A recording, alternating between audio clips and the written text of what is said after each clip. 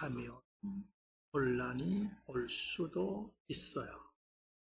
그런데 지금까지 제가 느끼고 바라 들어온 이야기로 보면 조금의 미동도 없이 편안하게 잘 지나왔다 라고 생각되었는데,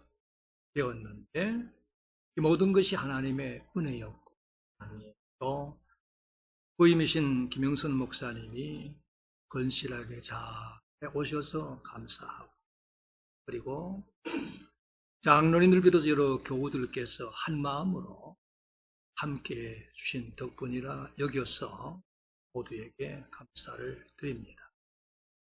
앞으로도 계속해서 담임 목사님을 중심해서 온 교회가 한 마음 되어서 전진하고 전진할 수 있기를 간절히 바랍니다. 그래야 제 마음이 편하지.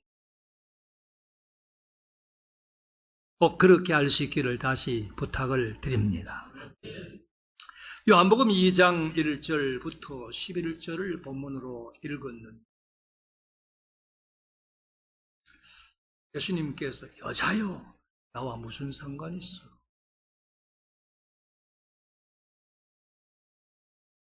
혼인 잔치집이었습니다. 당장 문제가 생겼어요. 포도주가 모자라. 포도주가 모자랐다. 이것은 단순한 포도주만의 의미가 아니라 그 포도주는 기쁨, 즐거움을 상징합니다. 혼인집은 즐거워야죠. 기뻐야죠. 박수 소리도 있고 우레소리 같은 그런 막 그 축하하는 소리가 있어야 되는데, 포도주가 이 집에 당장 필요한 것이 뭡니까? 당장 급한 게 뭡니까? 포도주. 그래서 예수님께서 마리아로부터 포도주 나와 무슨 상관입니까? 어찌 보면 예수님께서 그 어머니를 아주 무시해버린 태도인 것 같습니다. 하지만 예수님께서는 단 한 번도 육신의 어머니를 무시하신 적은 없습니다. 도리어 지극정성으로 공경하셨었죠. 하지만 분명한 것은 나와 무슨 상관이냐라고 말씀하셨다라는 것입니다. 다시 이야기합니다. 당장 필요한 게 뭐예요, 이 집에? 포도주예요. 당장 급한 게 뭐예요? 포도주예요. 근데 예수님은 나와 무슨 상관입니까? 포도주가 모자란다, 포도주가 있다 없다, 포도주가 많다 적다, 나하고 무슨 상관이야? 함께 합시다. 나와 무슨 상관이냐? 다시 해도 나와 무슨 상관이냐? 중에도 들어봄직한 이야기일 수 있어요. 목사님 이야기. 은신혜라는 목사님 1900년 초에 출생하셔서 1910년 어간에 소천 진부였습니다. 불교 집안에서 태어 성녀 생활을 했어요. 예수를 믿고 개종을 해요. 특별히 남다르게 신유의 은사를 받아서 많은 사람들을 위해서 병 고침을 위해 기도를 했어요. 그 결과 들려오는 말에 의하면 1만 명이 넘는 사람들이 고침을,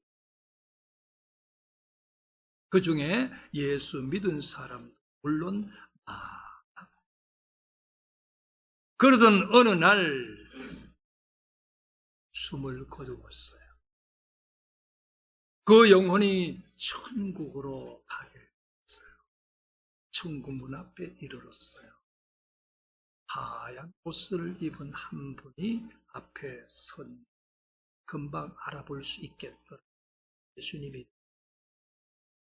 그때 권사님은 생각하기를 내가 세상에 있을 때 하나님을 열심히 섬겼어. 환자들을 위해서 기도를 많이 했어. 그래서 예수 믿는 사람이 많이 생겼어. 그러니까 내가 이 천국 안에 들어가면 살게 될 집은 아주 크고 아름다운 집일 거야. 알고 함께 합시다. 계집. 계집이래.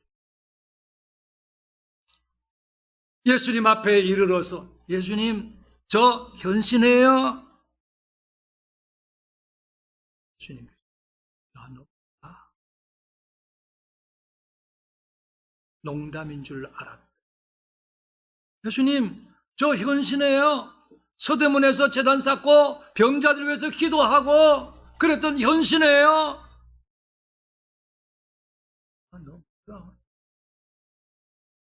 아니 예수님 제가 세상에 있을 때에 이렇게 하지 않았습니까? 그런데 저를 모르신다고요? 어떻게 모르신다고 말씀하실 수 있어요?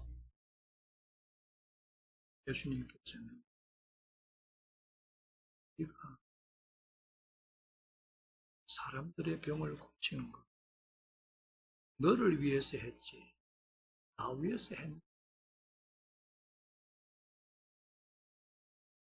그들의 병을 고쳐주는 거죠.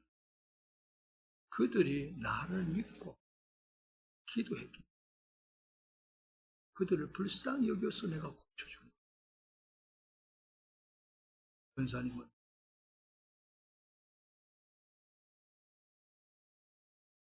그래서 이렇게 물었대요. 주님, 그러면 조윤규 목사님 아세요? 한경직 목사님 아세요? 글쎄 알 것 같기도 하고. 임창인 목사님, 그 이름 안다. 이 목사님 이름, 저 목사님 이름, 이 목사님, 저 목사님 이름.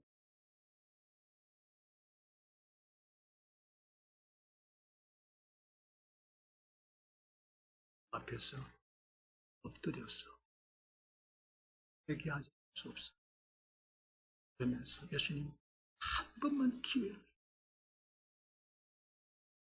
주님께서 그래 다시 한번 기회를 줄게 하시면서 당부의 말씀을 하셨는데 중간 생략하고 권사님의 시신은 질성판 위에 놓여 있었습니다. 아드님이 미국에서 오면 기다리고 있었는데 기적적 그리고 그동안에 기도해주고 받았던 돈 30 예수님이 기억하신다고 하는 김창인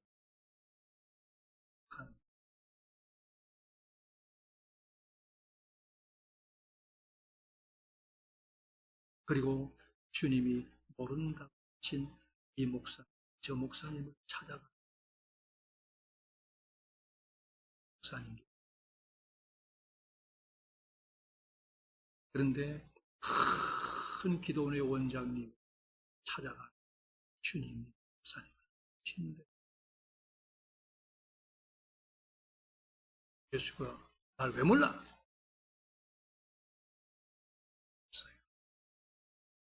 설교 써서 좀 하셨어요.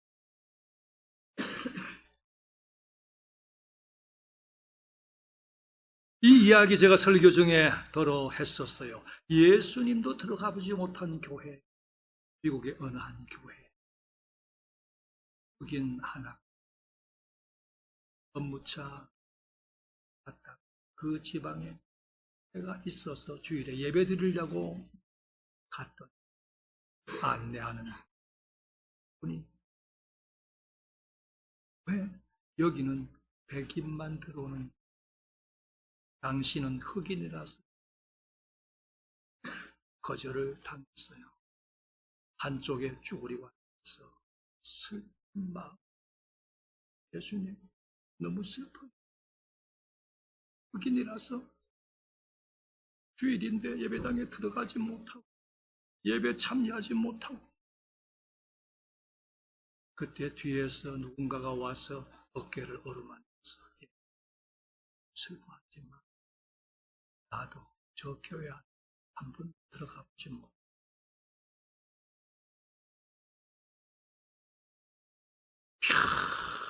평생을 누구를 위해서 기도한다. 병을 고쳤다. 기사와 이적을 행한다. 교인들이 많아서 수백, 수천, 수만의 교인들이 주일마다 모이고 예배당을 아주 웅장하게 아름답게 건축하고 좋은. 그런데 만일의 경우에 마지막 그날에 주님께서 나 너무 지면 끝난 것.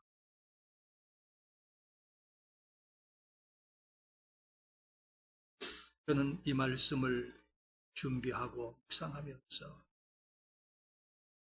마지막 그 순간을 막 생각해 왔습니다. 그때 가서 최도용, 내가 너 몰라 하시면 어떡하지?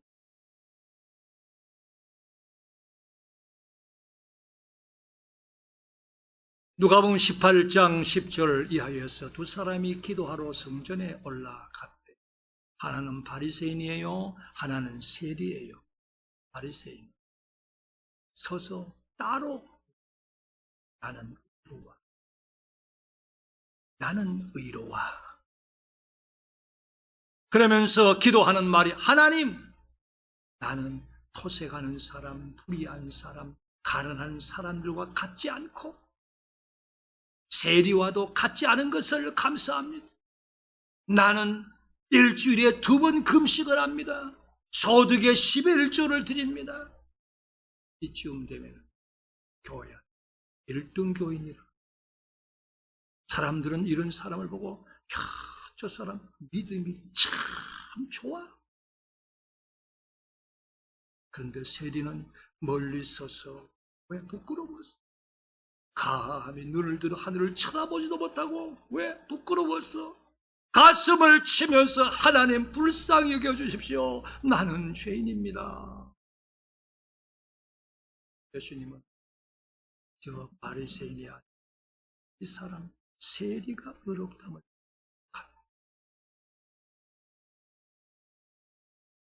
나는 예수를 믿어. 나는 의로와 나는 깨끗해. 나는 거룩해. 그런데 그날에 주님이 너하고 나하고 무슨 상관이야? 그러신다면 어떻게 해요? 큰일. 마태복음 7장 22절 13절 그날에 많은 사람이 나에게 와서 말하기를, 주여 주여, 우리가 주의 이름으로 선지자 역할을 했어요. 주의 이름으로 귀신을 쫓아냈어요. 주의 이름으로 많은 권능을 행했어요. 그런데 주님은 분명히 말씀하기를, 내가 너희를 도무지 모르겠어. 주님의 이름으로 목사가 됐어요. 주님의 이름으로 장로, 집사, 권사가 돼서 차장대원이 돼서 교사가 됐어. 그런데 그날에 주님, 나 너무 그러시면 어떡하죠? 큰일이잖아요.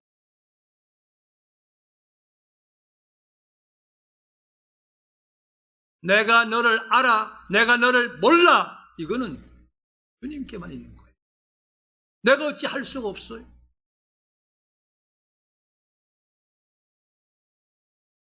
창세기 4장 2절 이하, 가인과 아벨. 가인이 하나님 앞에 제물을 드리고 아벨을 또 그렇게 해요. 하나님께서는 아벨과 제물은 받으시고 가인과 제물은 받지 아니하시고, 나름 하나님 앞에 우리가 예배를 드려요. 시간을 지켜 나와서 예배를 드려요. 찬양을 드려요. 기도를 드려요.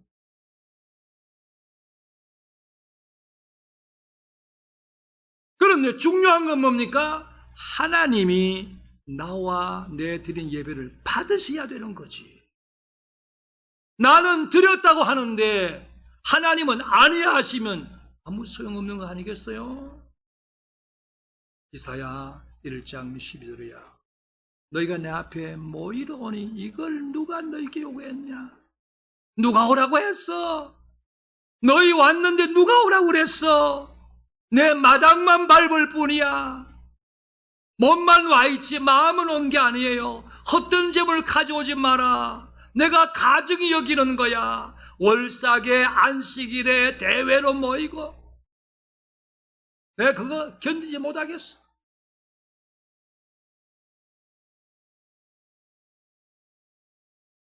월삭 정한철기 내 싫어 그거. 그거 내한테 무거운 짐이야. 그것 때문에 내가 곤비해졌어. 이 말은 지겹다. 귀찮다는 겁니다. 싫다는 겁니다.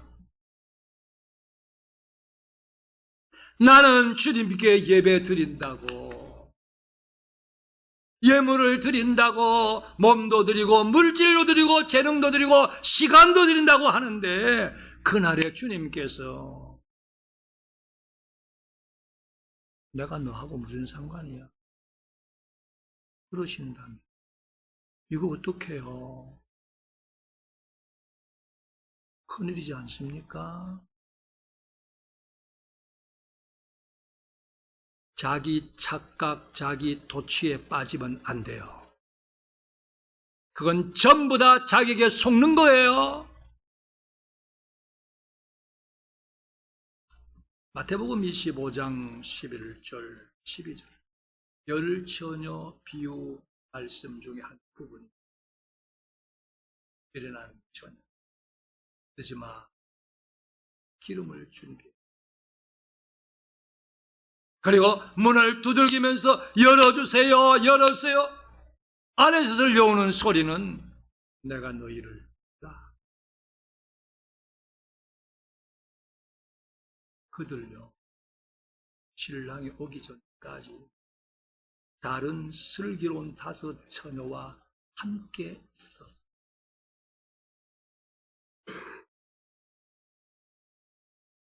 이걸 오늘로 비유해서 말한다면 한 교회 안에 한 공동체의 일원으로 있었다 이 말이에요. 때가 되면 함께 교회에 나왔어요. 함께 만났어요. 함께 예배 자리에 있었어요. 그런데 주님은 내가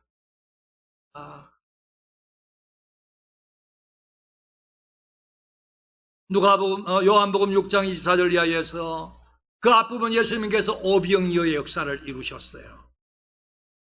그리고 예수님께서는 그들을 피해서 바다 건너편으로 했는데 그걸 모르고 사람들은 떡 먹고 나니까 너무 좋아, 너무 좋아, 너무 좋아. 그래서 예수님을 찾아다녀요. 여기 가도 안 계시네, 저기 가도 안 계시네. 그러다가 드디어 바다 건너편에서 만났어요. 선생님, 언제 여기 오셨습니까? 예수님의 말씀, 진실로 진실로 말하는, 너희가 나를 찾는 것은 표적을 본 까닭이 아니고, 이 말은 표적을 보고 하나님의 영광을 나타낸 게 아니고, 하나님을 믿게 된 게 아니고 떡을 먹고 배부르기 때문에. 부자 되려고 오셨습니까? 집에 가세요. 건강하려고 오셨습니까? 집에 가세요. 떡 얻어 먹으러 왔습니까? 집에 가세요. 주님은 나는 몰라 하시다.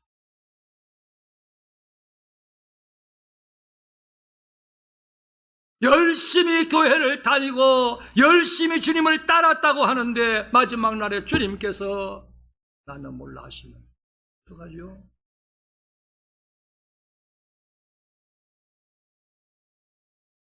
마태복음 6장 3절 이하에서 구제와 기도에 대해서 말씀합니다. 구제, 오른손이 하는 거 왼손이 모르게 해라. 은밀하게 해라. 그때 하나님이 갚아주십니다. 기도, 외식하는 자처럼 하지 마라. 다 기를 바라서. 그리고 말을 많이 해야 하나님이 들으실 걸로 생각하고 중언부언하지 말라. 은밀한 여기 계시는 하나님 앞에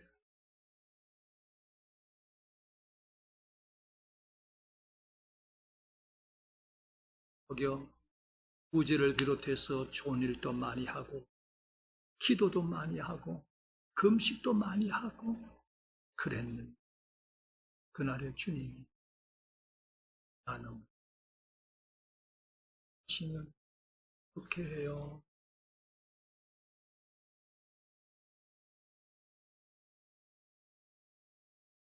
오늘 본문 3절 4절 포도주가 떨어진지라.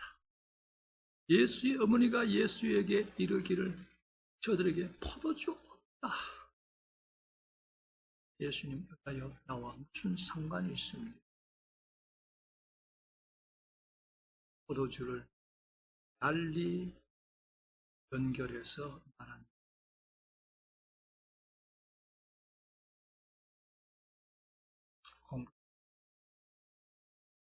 돈 잘 벌어 부자 되고 지식 많고 명예 높고 지위도 있고 곧 한마디로 세상적으로 성공 출세했다. 좋죠. 이 세상 살아가는데 사람들 앞에서 내놓으라 하고 큰 소리 치며 살 수 있죠. 가득 채워졌다. 아니 모자라지 않는다. 주님이 그거하고 나하고 무슨 상관인데 하시면 어떡할 겁니까? 돈 벌어서 좋은 차를 타고 다닙니까? 좋은 집에 삽니까? 좋은 음식을 먹고 삽니까? 좋은 옷을 입고 삽니까?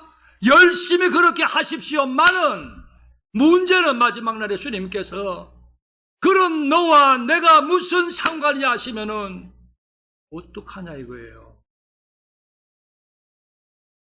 끝장난 거예요.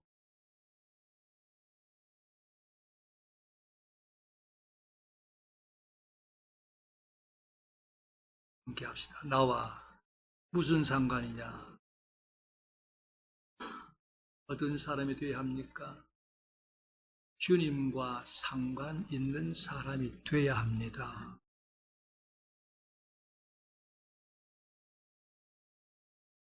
이를 위해서 주님이 오신 목적을 항상 생각해야 돼요. 주님이 하신 일의 목적을 생각해야 돼요. 거기에 맞추어 살아야 돼요. 이런 사람 재미없어요.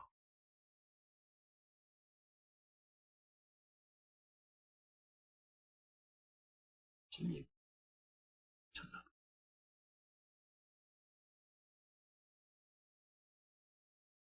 반응을 보일마 시점인데 본산을 쳐다보니 들었어? 무슨 얘기했는데 확 지어가고 완전 옆에 사람을 무시하는 거야.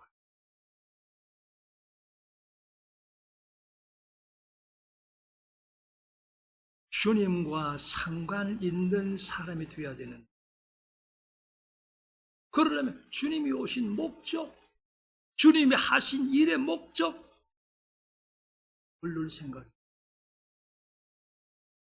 마태복음 20장 28절 우리 주님이 오신 것은 섬김 받기 받기 위함이 아니라 섬기러 오셨대요. 자기 목숨을 많은 사람의 대성물로 주려고 오셨대요. 요한복음 2장 31절 성경을 기록하게 한 것은 예수가 하나님의 아들 그리스도이심을 믿게 하고 생명을 얻게 하기 위함이래요. 오늘 본문에서 나와 무슨 상관이냐 말씀하시면서도 포도주를 만들어 주셨는데 그랬더니 이걸 통해서 영광을 나타내시고 제자들이 그를 믿으니라. 이게 중요한 거예요.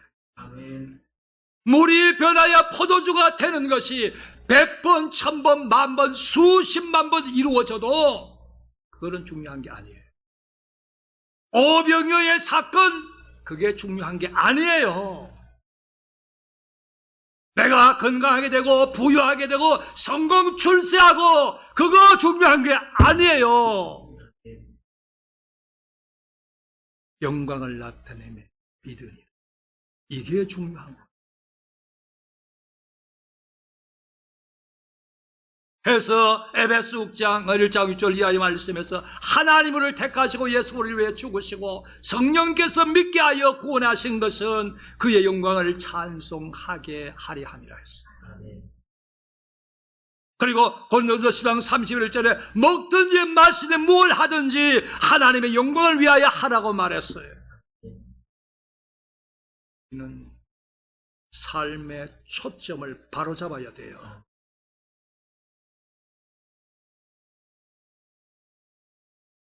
마지막 날 하나님 앞에 섰어요. 하나님 앞에 다 서요. 하나님이 저를 통해서 이 교회를 처음 설립하게 하셨다. 그때 제 나이 30살이었어요. 있나? 근데 제가 원로 목사예요. 금방이요. 김영선 목사, 위임 목사 된 지 한 달이요. 좀 있으면 은퇴할게요. 진짜요. 금방이라니까요. 돌아서면 은퇴해요. 모든 사람이 하나님 앞에 다 서게 되는 그날이 온다고. 그때에 내가 하나님 앞에 인정받아야지. 아멘. 그때에 내 살아온 삶이 하나님 앞에 인정받아야지. 아멘. 그걸 위해 우리는 남은 생애를 살아가야 합니다. 아멘. 그러기 위해서 다음 말씀을 잘 귀담아 들어주세요. 먼저는 그때에 내가 인정받아야 되는, 주님이 나를 모른다 하지 않고 그래 내가 너를 잘 알아 어서 오너라 해서 내가 할렐루야 주님 앞에 안겨야 되는데, 아멘. 그러기 위해서 하나는 내가 죄인임을 알고 회개하면 돼요. 누가복음 19장 6, 7, 8, 9, 10절 말씀에 삭개오 이야기. 예수님께서 그 집에 가셨죠. 말씀을 전했죠. 말씀 들은 삭개오는 예수님께 보십시오. 내 소유의 절반을 팔아서 가난한 사람에게 주겠습니다. 남의 것 속에 빼앗은 것이 있으면 4배를 갚겠습니다. 그는 회개의 반응이에요. 자신이 잘못한 줄 알고 죄인인 줄 알고 회개의 반응을 보인 거예요. 그랬더니 주님이 하시는 말씀, 오늘 구원이 이 집에 이르렀다고. 누구에게? 삭개오에게. 얘도 아브라함의 자손이라고. 자신이 죄인인 줄 알고 회개하는 사람, 주님은 모른다 하지 않으십니다. 누가복음 23장 40절 이하 14의 강도 둘 중에 한 사람, 옆에 있는 강도를 꾸짖으며 하는 말이, 우리는 이렇게 십자가형을 받아 고난받아 죽어가는 것은 우리 죄 때문이야. 당연한 거야. 자신이 죄인인 걸 알았어. 그리고 주님을 바라봐요. 얘기하는 것. 그런 그에게 주님이 하시는 말씀, 오늘 네가 나와 함께 나군에 있으리라 하셨어요. 마태복음 20장 28절 하반절, 자기 목숨을 많은 사람의 대속물로 주려고 오셨대요. 우리 모두 내가 죄인임을 알고 늘 하나님 앞에 겸손히 엎드려 회개할 수 있기를 원합니다. 또 하나는 오직 예수만이 구원자라 알고 믿으면 돼요. 그러면 주님이 모른다 하지 않아요. 앞에서 말한 십자가의 그 강도, 예수여 당신의 나라 임할 때 나를 기억해 주십시오. 예수를 구원자로 믿은 겁니다. 그에게 주님은 오늘 네가 나와 함께 나원에 있으리. 모른다 하지 않고 기억해 주셨어요. 요한복음 20장 31절, 성경을 기록한 것은 예수가 하나님의 아들 그리스도이심을 믿게 하기 위함이라, 영생 얻게 하기 위함이라고 했죠. 오늘 본문에 이 물이 변하여 포도주가 된 사건, 그걸 통해서 주님은 뭘 원하셨습니까? 영광을 나타내면서 제 아들이 믿으니라 이걸 원하신 거예요. 앞에서 말했듯이 물이 변하여 포도주가 된 것, 수천 수만 번 변해도 그건 별 문제 아니야. 중요하지 않아. 오병이어 사건, 그거 별로 중요하지 않아. 내가 성공 출세하는 거, 그것보다가 중요한 게 뭐냐? 예수가 나의 구원자이시다. 이거 믿는 거예요. 이 사람을 주님께서 기억해 주십니다. 그리고 그날에 내 살아온 삶이 인정받아야 해. 하루하루 매 순간순간 내 살아온 삶이 인정받고 하나님으로부터 그래 잘 살았고 상급으로 갚음 받을 수 있어야지요. 그러기 위해서 먼저는 삶의 목적을 내게 두지 마세요. 삶의 목적을 하나님께 두세요. 누가복음 17장 15절 이하, 고침받은 10명의 문둥병자 중에 한 사람만 달려 예수님께로 돌아와서 영광을 하나님께 돌리면서 엎드려 감사했대요. 예수님, 이 이방인 사마리아 사람 왜 하나님께 영광을 돌리러 돌아온 자가 없느냐? 목적을 하나님께 돌려. 그에게 하시는 말씀, 가라 내 믿음이 너를 구원했다. 주님은 그를 기억하셨어요. 로마서 14장 8절 바울은 말합니다. 우리가 살아도 주를 위하여 살고 죽어도 주를 위하여 살고.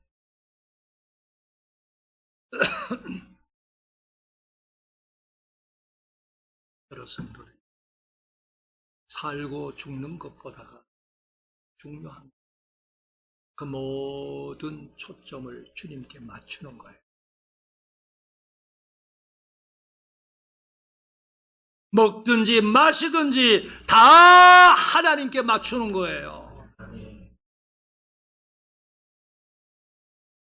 자기 혼자 잘 먹고 잘 살고 하나님은 없고,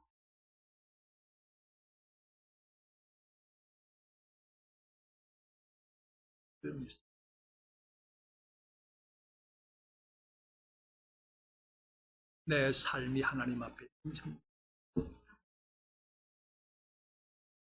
하나 더 말하면 주님의 마음을 헤아려서 주님 마음에 맞추어 살아요. 이럴 때에 주님이시라면 어떻게 생각하십니까? 무슨 말씀을 하실까? 어떻게 하실까? 언제나 그걸 생각하고 주님 마음에 주어 살아요.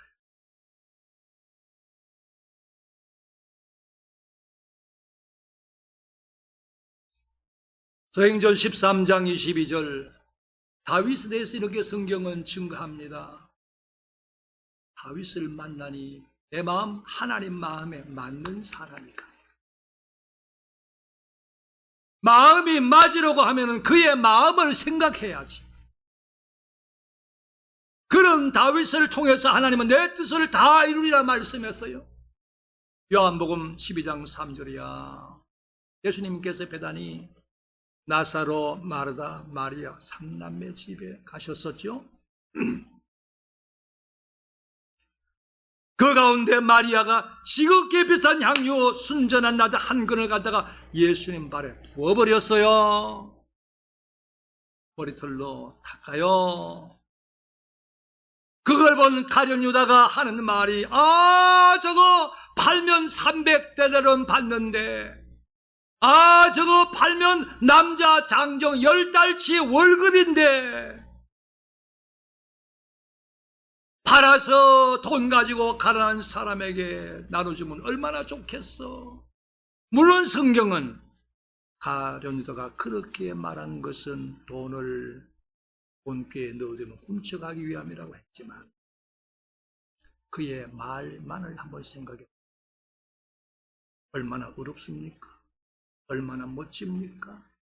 가난한 사람 위해서 팔아서 나누어 준다는데, 가난한 사람들 하루하루 살아가기 힘드는데 그 몇 푼 받아서 끼니 이면 좋잖아요. 그런데 주님은 뭐라고 말씀합니까? 가만히 둬. 내 장래할 날을 위해서 간직하게. 가난한 자들은 항상 너희와 함께 있지만 나는 항상 있지 않아. 십자가를 두고 하신 말씀, 죽음을 두고 하신 말씀이었어요. 죽음을 준비하는 것. 당장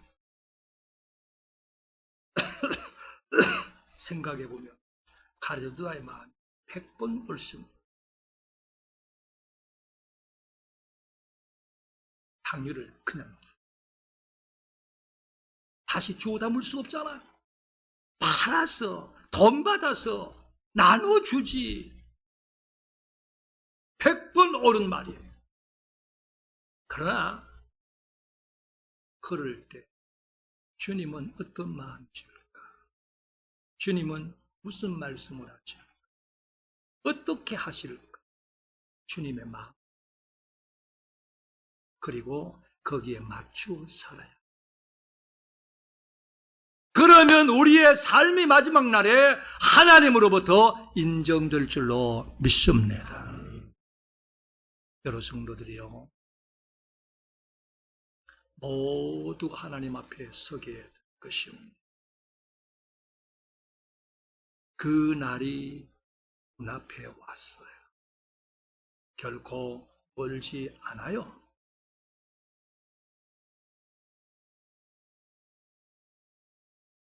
이런 모습으로 살았던 저런 모습으로 살았던, 부유하게 살았던 가난하게 살았던, 유식하든 무식하든 지위가 높든 낮든 거기도 신경을 써요. 우리가 참으로 신경을 써야 할 것이 뭐 나와 무슨 상관이야. 그 말씀 들으면 안 되지 않겠어요? 그날에 내가 주님 앞에 인정받고 내 삶이 주님 앞에 인정받을 수 있는 우리에게를 축복합니다. 하나님 감사합니다. 생명의 말씀이어서 감사합니다. 들은 말씀 마음에 잘 담아두고 하나님 아버지요, 잘못된 우리의 삶의 방향을